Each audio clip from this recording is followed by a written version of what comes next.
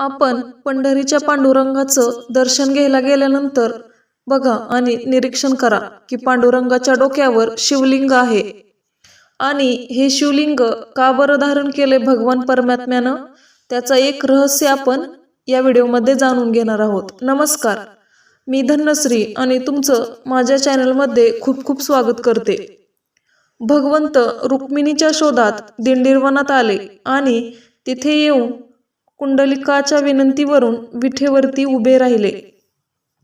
पुंडलिकांनी प्रार्थना केली, भगवंता, भक्तांच्या कल्याणासाठी तुम्ही विटेवरती उभे राहा आणि जे आपण भक्त येतील त्यांच्यावरती तुमची पूर्ण कृपा प्रदान. भगवंत फक्त रुक्मिणीच्या शोधासाठी आले नव्हते, तर आपल्या भक्ताला भेटायला आले होते. हे सगळं नियोजनबद्ध आहे. ज्यावेळी भगवंत आले पुंडलिकाला भेटायला, तेव्हा लाखो सूर्याचा प्रकाश पडेल किंवा त्याच्याही पेक्षा जास्त प्रकाश, तेज भगवंताचं त्या ठिकाणी पडलं आणि भक्त पुंडलिकांनी ते पाहिलं.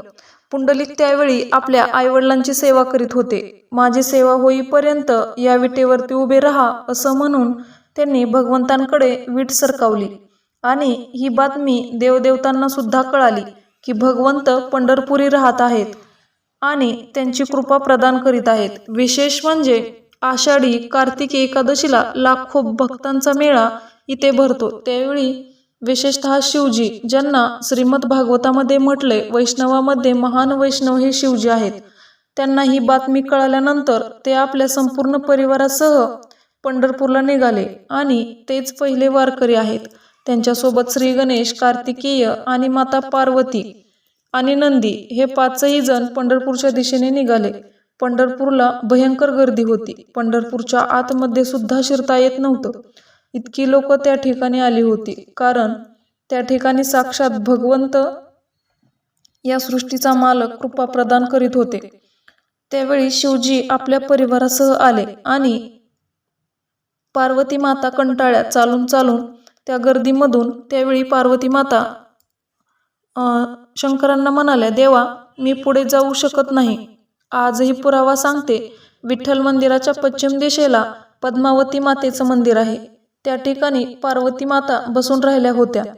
त्या पुढे आल्या नाहीत आणि पुढे गेल्यानंतर बघा महाद्वार घाट आहे. त्या ठिकाणी हनुमानाचं मंदिर आहे. त्याच ठिकाणी नंदी म्हणाले, मी आता गर्दीतून पुढे जाऊ शकत नाही आणि नंदी तेच थांबले. पंढरपुरात एकमेव असं मंदिर आहे जिथे हनुमानाच्या मंदिरासमोर नंदी आहे. आपण बघायला गेलं तर महादेवाच्या मंदिरासमोर फक्त नंदी असतो. पुढे कार्तिकेय सुद्धा गर्दीतून पुढे जाऊ शकले नाहीत. गणपती आणि शिवजी पुढे दर्शनासाठी आतमध्ये जाऊ लागले. महाद्वाराजवळ गेल्यानंतर दरवाजाच्या आत जाताना आपल्याला गणपतीचं मंदिर दिसतं आणि तिथेच गणपती बाप्पा थांबले. त्यांनी शिवजींना सांगितलं, मी आतमध्ये येऊ शकत नाही, तुम्ही पुढे जा. आणि मग शिवजी आतमध्ये गेले आणि भगवंतांचं सुंदर दर्शन घेतलं. महादेवाच्या डोळ्यात आनंदाश्रू आले.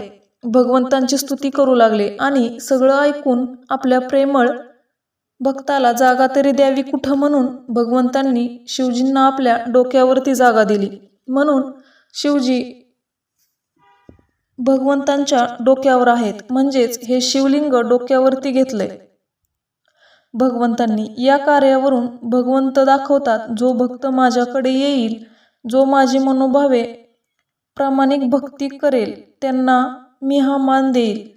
म्हणजे विचार करा, भगवंत आपल्या भक्तांची किती काळजी करत आहेत की एका भक्ताला दिलेले वचन पाळण्यासाठी युगेनुयुगे त्या विटेवरती उभे आहेत.